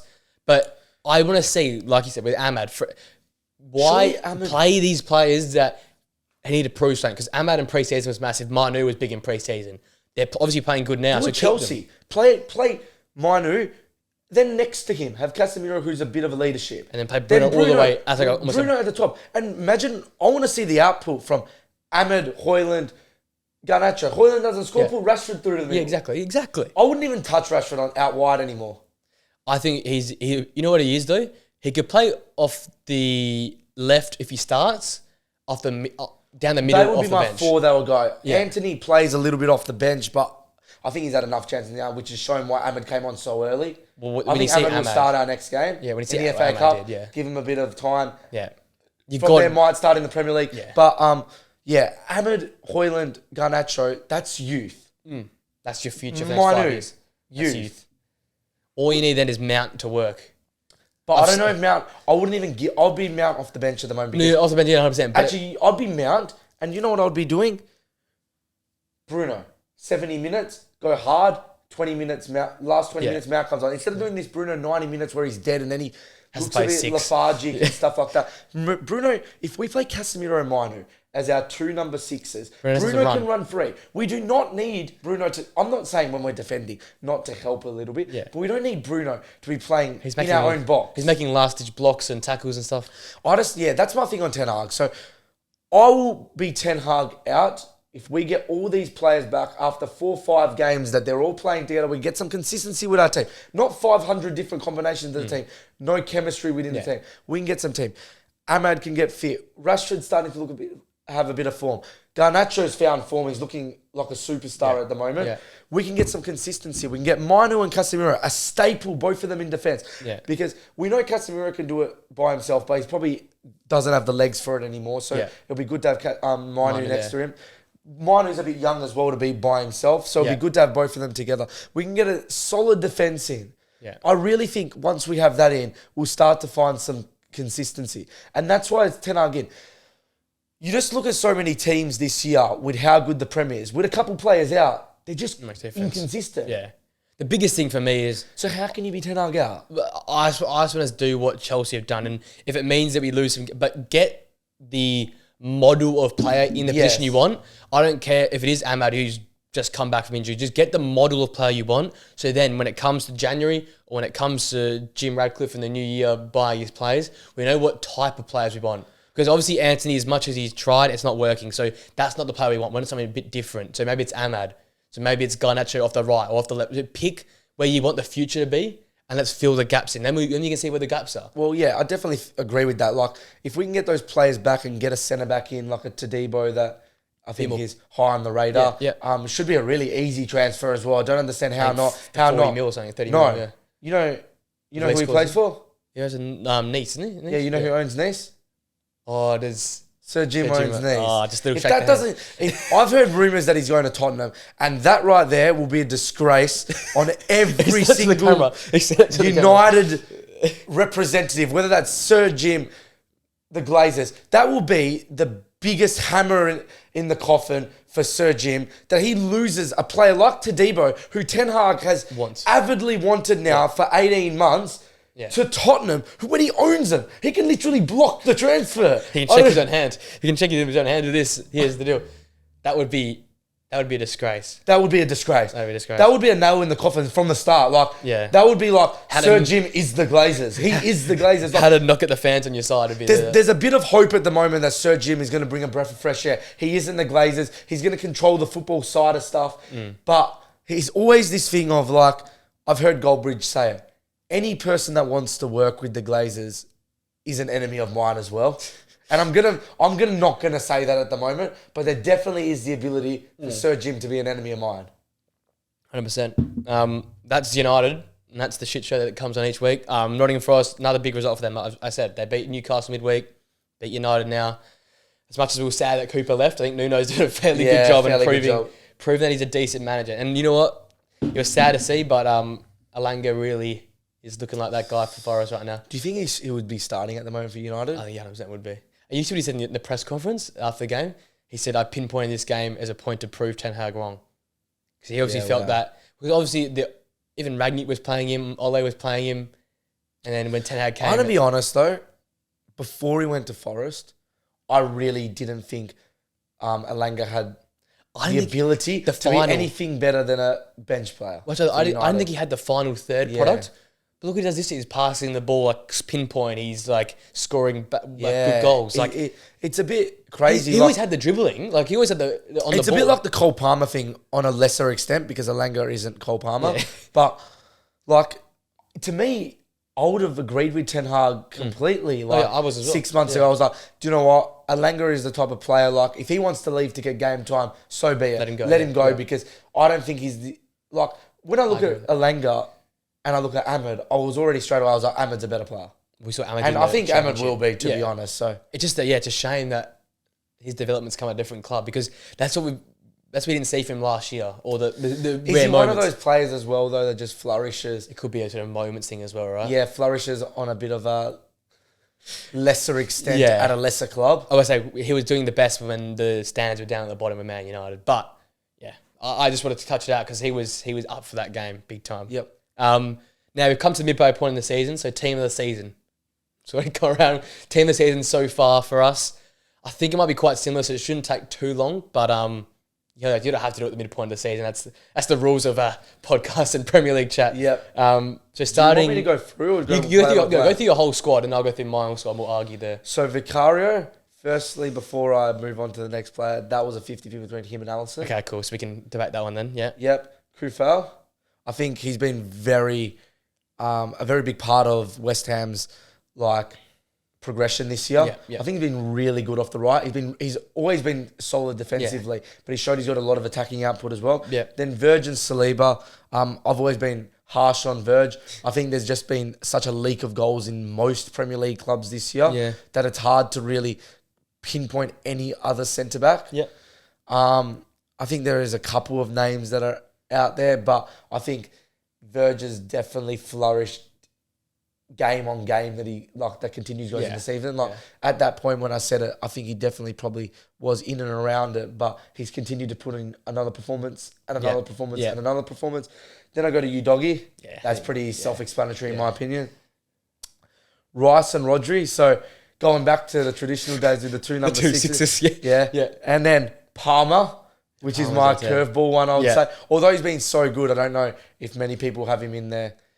It's a bit of a racing thing, right? We've seen some good performances, so that's why he's there. And then Salah, Bowen, Son, which I know we're both going to have Salah and Son, but I don't know if you're going to have Bowen. I wouldn't expect so. I think he's just been so good for West Ham. We were talking about this before. He literally is just getting the ball with two centre-backs right on him at all points and turning and just running at the centre-backs. He's creating goals that we're realistically probably have like a 0.05 XG and scoring them on a consistent basis as well. And whether he's the best number 9 on an 18th month form basis and everything, I don't know. But off just this season, he's got 11 goals. In a West Ham team who basically every single other player is playing in their defense. This is Brexit at its finest. This is Moyes football. This is traditional back in the day Dyche football. This is the football that we saw so often in the Prem 5+ years ago. And we're looking. That's why Kudus and Paqueta, who are both midfielders, are playing on the flanks. If you see them, they're basically in line with Palmer. They're basically right at the back with Emerson Royale. Yeah. It's a 4-4-1-1. Emerson Royale, sorry. With Emerson, with Emerson and Kufal playing as deep as them, because you look at Emerson and you look at Kufal, they're basically playing as a 4 centre-backs with them 2 out wide. It's the funniest thing. It's the 4-4-1-1, the classic, I call it more a 4, sometimes a 6. A 6. You see so many times Paqueta retrieve the ball in the corner flag. Yeah, it's ridiculous. But it's working, right? You can't argue that it's working. My team's a little different. Not too much, I think. The core player is the same, though. I've got Alisson in goal. Yeah, but I'm 6 clean sheets, best defence in the league. I'm not really wanting to argue that one. I thought it was very 50-50. I think Vicario was better at the start of the season. Alisson's better now. I would say Vicario's probably made the better save because he has to see more shots.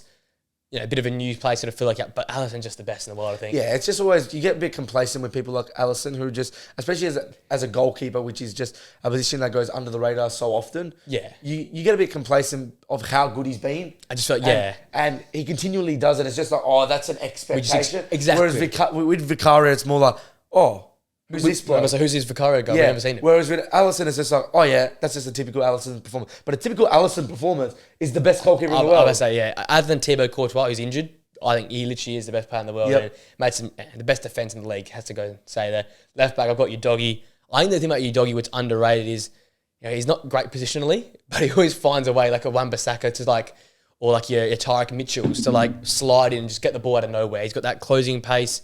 If he gets the output in terms of a cross in his game, could be seeing one of the best fullbacks in a long time. So Udogie at left back, Saliba, Van Dijk again. Saliba probably the new Rolls Royce of the Premier League. Van Dijk again, best defence in the league. He's a captain of the best team in the league. Probably the captain in this team for me.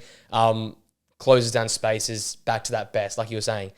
He might be out of picture, but also he's back in picture with this great slide tackle or block, and he leads that back line. It's having to sacrifice the Trent next to him. I've got Walker at right back. So again, right backs is a bit like who am I going to put in? I can see that. I don't think really I have any debates with that. Walker's played most games, I think, or almost all games for City this season. The Prem haven't been great defensive. They conceded the odd goal here and there, which is unlike City, but probably their most consistent defender in terms of just playing. Like I say a lot, if you're a City player that plays a lot of games. Then I've got Rice and Rodri. I couldn't imagine these two at 6. You're not going to get past the midfield at all. Definitely not. There's no way, no chance in hell. And they both got goals in them as well. My number 10, again, it would be Maddison if he was playing, but I've gone with Decore as my number 10 I like it.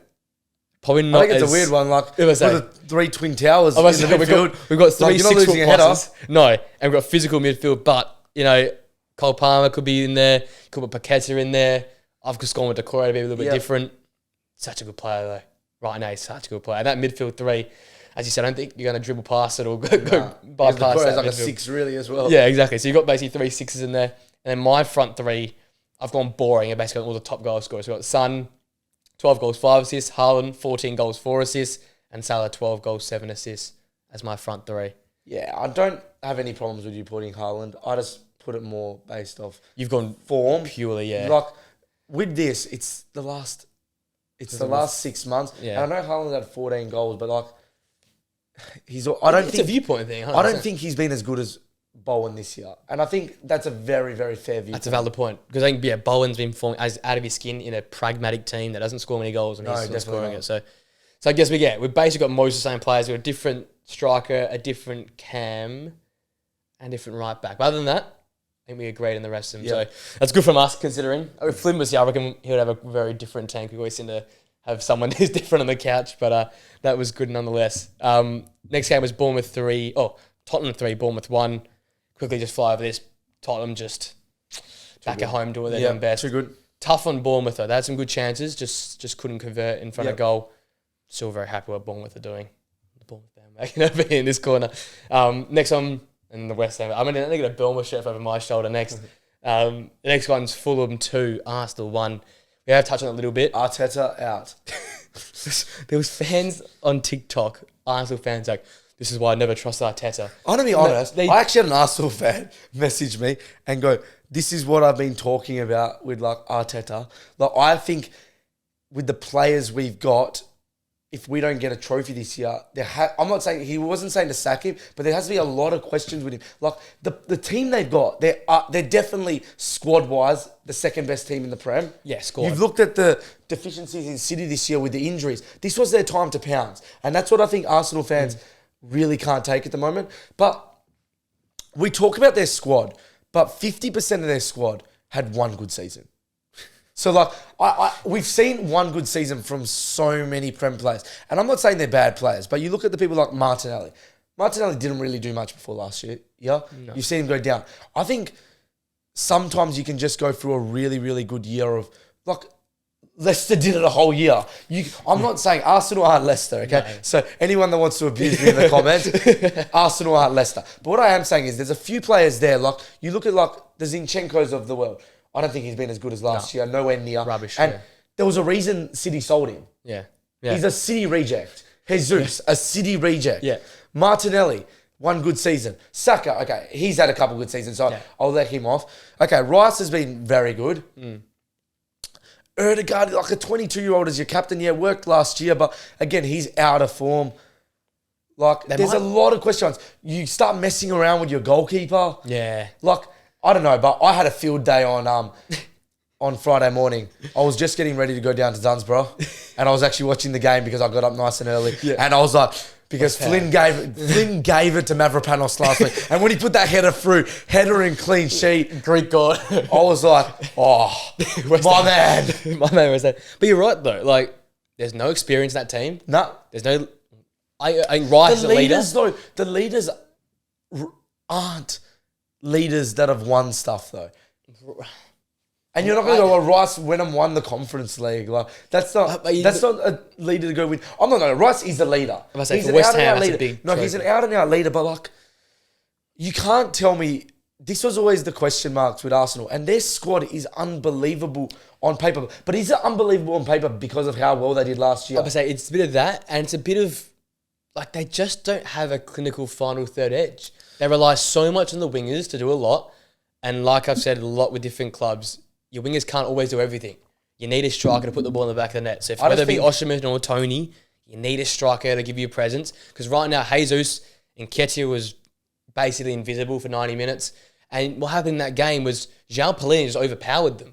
And that's a problem. If you got João Palhinha and then Suchet the game before, or Alvarez the game before, overpowering your midfield, I think Alvarez probably did a number on that midfield actually as well. That's a problem. Because Arsenal's identity comes from possession play, from playing in triangles in midfield, solid defence, and then wingers that would score goals. One winger's not scoring you goals. That midfield's getting overrun. Well, and you one's can't scoring you no goals, and the other one's... Saka's been very good. I think we can't forget that Saka's been like remarkable for them this year. Yeah. So like he continues to perform at a high level. You can't... I don't know if he's been remarkable. He's not backing up what he did last year. Oh, the numbers are still pretty impressive. The numbers are still... Yes, he's been good. I'm not going to have a go at Saka, but I'm saying you can't back him to say he's had a better season or even on par season. It's not better than last year, but the fact that he's still at a level that's where he is. But I think, like, were we to go and say that they were going to challenge City, who we know what City have done so often, and even the likes of Liverpool who have rejuvenated their team and stuff, were we overrating them a little bit, or do you not think so? It might have been naive, but I still think they've got something. They've still got something in them. They just need to make a signing. I know, we're talking about 2 games. Yeah. But those 2 games, in my opinion, have ruined their season. I still think, for me, I've always had the advocate that Liverpool were the next in line, and now I'm definitely saying Liverpool are the next one, or probably the favourite now.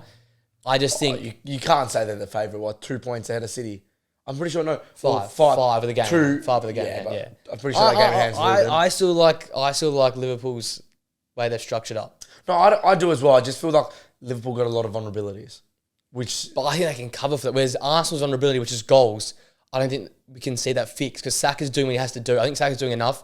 Maybe it has to be more from Erdegaard. But we've seen number 10 scoring your goals isn't sustainable. You know, you need a striker. You need to go and spend 130 on Osimhen. Last year, people were a bit, like, unaware of how good Arsenal were. And you actually see the change in, like, how teams have played. Like, they're just sitting so deep. And I'm not saying they didn't do that last year, but it's a whole different, like, I think there's found a consistency from teams and just copying, like, the West Ham type of thing and all that. You get respect from being that good. Yeah. It's the type of thing, like, because they're getting the respect. It's not helping them. Yeah, it's not helping them. I think it's purely as though you get a striker, I think it changes things. So whether it be Tony, whether it be Osimhen. I don't think they're creating enough. But you create a lot more when you got a striker that can help out, hold the play up and play on and play for hold the play on goals. Because they can't get, what they do is, it's just like, they can't get the ball to that striker. It's just like they do this massive, like, semicircles from right winger, right back, and it goes back around. You'll cross the ball into the box if you've got somebody who can hit the ball. They're literally at the moment their only plan of attack, crossing the ball in the box. And but they can't cross into the box because there's got no one to head the ball. Yeah, I know. If you have Osimhen, if you have Tony, they've just got too many players out of form, to my opinion. And to be honest, if you're an Arsenal fan, you probably go you look at it and go, if we've got all these players out of form and we're still on 39 points. Yeah. No, 40 points. 40 points. If we've got all these people out of form and we're on 40 points. Imagine if they get into form. So Yeah. there's definitely a huge upside, but you start to like. I know it's so early on, and we're very reactionary. Yeah, but you start to go to Arteta and go, well, eighth, fifth, second. What's he could finish like fourth this year. What's 3 losses in 5 games? That's the thing. It's fourth. He could finish fourth this year. Like, do you go next season and go if he doesn't bring home a trophy? It's kaput. Do you say it or not? Maybe. So you think they finish fourth this season and they don't bring home a trophy? Do you not think with the squad they have, they've got a window at the moment with that squad that you've got to win a Champions League or a Prem. You've got to. Yeah. And I'm not talking about winning a Carabao Cup either. Like, you've got to win a Champions League or a Prem with that team. I'm not saying you got to go have a dynasty. No. I just think though that you can't just go sacking managers because there's not real talented managers out there right now. You can't, as much as people can meme and Arteta and all this stuff. No, but I'm not saying to sack the manager. I'm just saying if this and this happens, which is I very much if buts and maybes. You give him this year and next year. Oh no, I'm not saying you sack him next year. I'm saying if you finish fourth, no trophy. Or you're the biggest and then you go into next year, or possibly even, you never even know if this form like continues, finish outside Champions League, have no Champions League next year, which I think is really, really unlikely. Tottenham are 1 point behind them. Tottenham's already gone through their injury crisis. Yeah, so you don't finish in the top 4, and then you look at next year, they don't win a trophy again. I'm not saying to sack him mid-season next year, but like... You've got questions asked. Questions will be asked. Yeah. And that's with the Warriors. They don't at least push it to the end this year. There will be a lot of questions already from this year. Oh, he won't get the sack, don't get me wrong, but there will be a lot of questions. I think, Arsenal fans are getting tired of... and I'm getting tired of just seeing them just ball games out. Go and push numbers forward. I generally think if you have an option down the middle, you can cross the ball in and change the style. Because right now it has to be past the lines, play these little intricate triangles, beat teams by out-passing them, out-possessing them. And you know what? You're right. People sit in deep. They'll break the back. If you've got good defenders and an informed CDM or a holding player, you can dismantle. This is why I'm big on, like, I don't know completely if... like, these managers seem to get an ideology, which is really, really strong and prominent, but they seem to not have other ways. You've seen it with like City probably before when they get into a Champions League final or they get into these like big games at the end. You saw it so much in the Champions League where you got teams, because in the Premier League, the teams that used to play counter-attack were crap teams and they might stinge a point here and there, but they weren't good teams. But when you get like the teams like Real, who have quality everywhere, and they sit back and just are capable of soaking it. You start to go like, do these teams just have this amazing ideology and no backup plan? It might be. Like, they might need a backup plan. It seems like they're so strong on this current like tiki-taka. It's a phase. Like, you actually see it in footy as well. Whoever that best team is, everyone seems to follow. Yeah. But that's not necessarily the best way. Like, those teams that end up following are the ones that actually don't do anything. It's the team that comes up with now this new ideology. That can beat it. Yeah. That beat it. It's always a new ideology that, like, literally, like, makes the other teams unaware of what's going on. You look at a little bit of Arsenal last year. Everyone was unaware of how good Arsenal was. And now, like, the respect factor comes in. You need to basically, unless you're a City who are just so good, for you to go and do something. I feel like you have to basically... I still think the Arsenal way is the right way. They just might not have the final piece of the puzzle yet. And I think it's a bad period, but I'm not saying it's the wrong way. It's definitely a way that's improved their football. I think if you try and revert to... I agree on the backup plan, but I think you just change the... I think you keep at it and you literally sign one striker and everything changes. I just think of it like back in the day when... You looked at the Fergusons and stuff. We're not back in the day, though. Yeah, but they used to last minute attacks. How many times like teams would like roll the dice and stuff, but they'd roll the dice with a complete different like thing like that always worked. Like you chuck this person on. They always had these people like, if we're not winning, if we're drawing, if we're losing, this is what we do. It seems like we just got the same players that come on. Trossard comes on and he does it. Whether you win, losing or draw, and they come on and they do the same thing. And they're the same type of player as a Havertz. Or they're the same type of player as this person. It doesn't seem like there's a bit of variety. I don't know. I think it's a bit hard though, because I think Trossard and Nketiah, all these guys are great bench players. They're great, but I think any team would take this at bench players. Yeah, I don't know. And they do go a bit more direct. But yeah, I think their plan B thing's there. I think it's just one player. Fair enough. It's just one player. The final game, Liverpool 4, Newcastle 2. Continue to boss at the league at the moment. Liverpool are doing better than the rest. They're making me look like a bit of an idiot. They're the best defence in the league, the best attack in the league. They're the best player right now in Mo Salah. Endo's week after week proving that he is one of the top midfielders in the league as well. We've got Curtis Jones putting in a shift as well. They've somehow worked out how to deal with their left back either, and they're just playing great football. And in this game, you know what? The 2 goals I can see they'll be filthy with because they just didn't react. I think both times they were both caught off after goals. But what happened in this match was Liverpool bossed 90 minutes and Newcastle had 2 good plays. Because I think the touch in the box was 70-8 touches in box. So that goes to show where the game was. Salah missed the penalty as well. Could have been 5-2.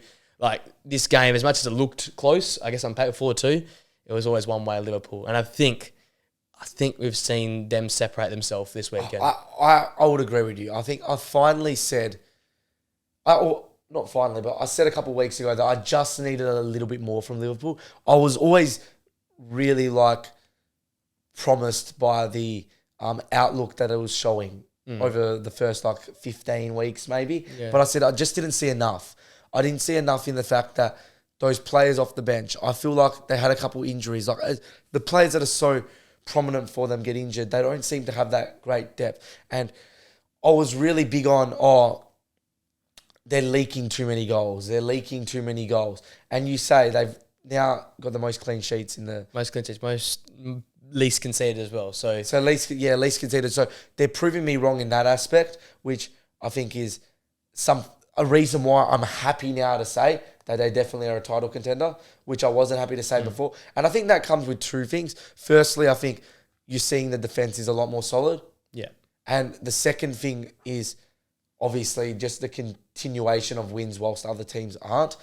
But you have to understand from my point of view, what they were doing those first 15 weeks and how many points they were picking up from behind was never going to work throughout the whole 38 games. There seems to be a bit of a switch there, which you did say that I'm expecting that to change a little bit. But I was just saying that if that continues, I don't think they'll be able to get the same amount of points they got from the first 15 or 16 games that they will from the last 20 games doing that same effort. But that was more my...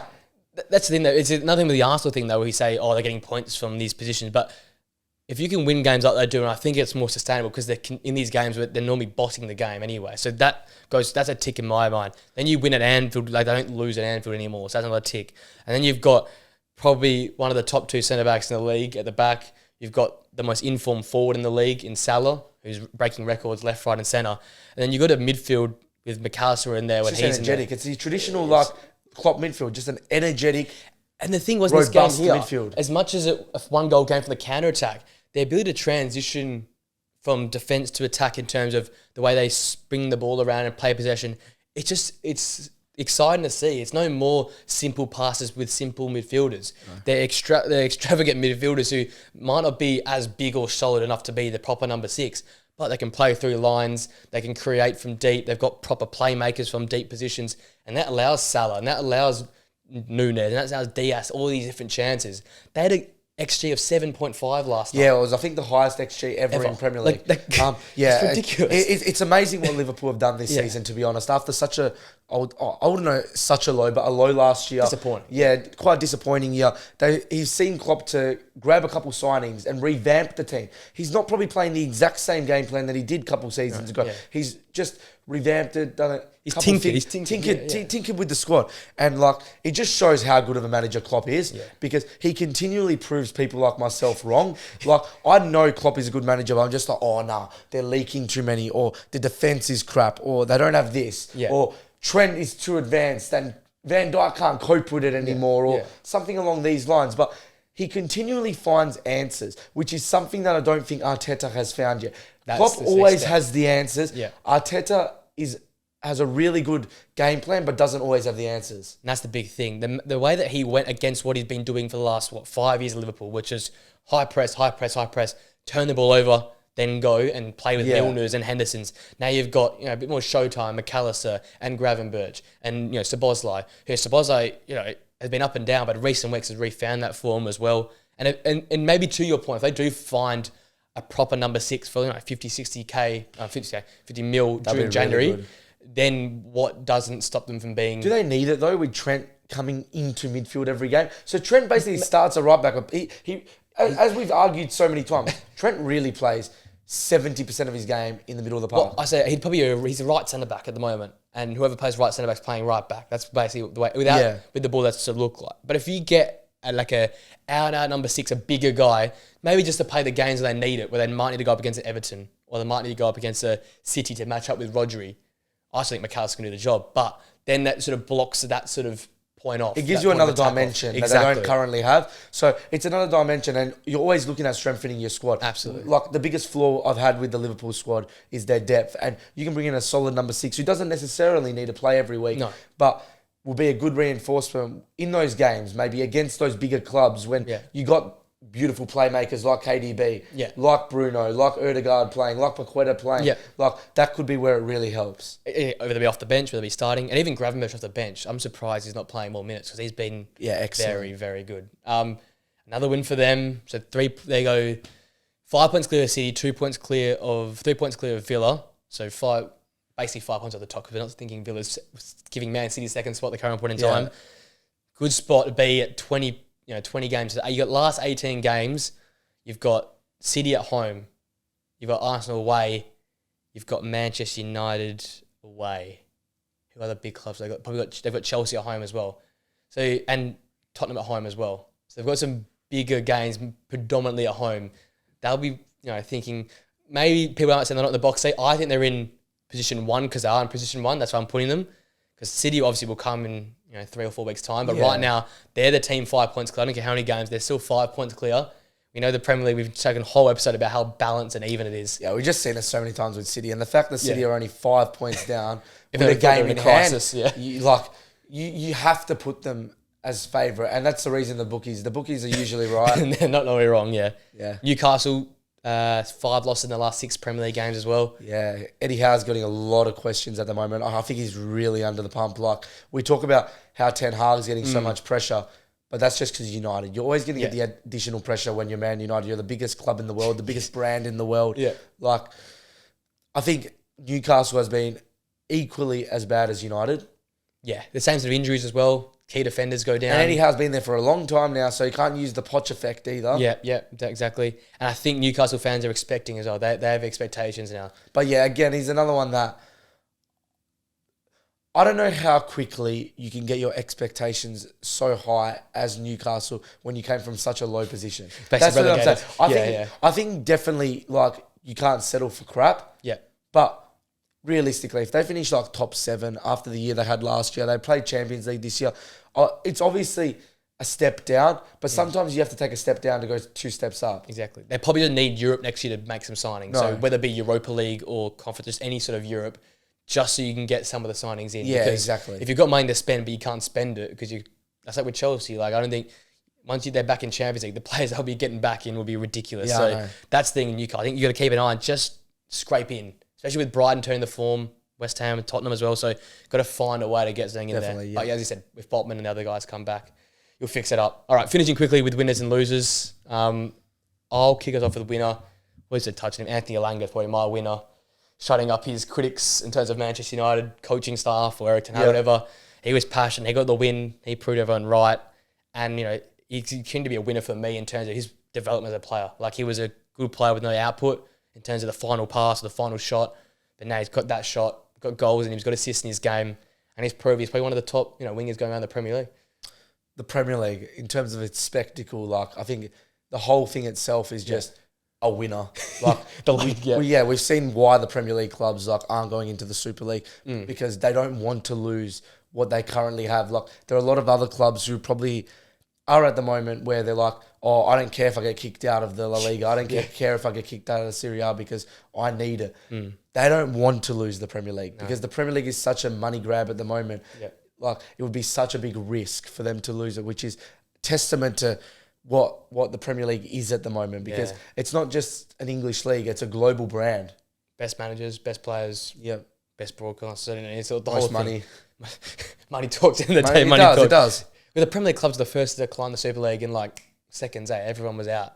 Yeah, I think as soon as the fact that they get kicked out of the PL, it's like straight away. It's like, look how much. I know that they will make a lot of money eventually when a Super League does come, because I think it will happen eventually. Yeah. But I think it's too much of a risk at the moment with how much money they're making. Yeah.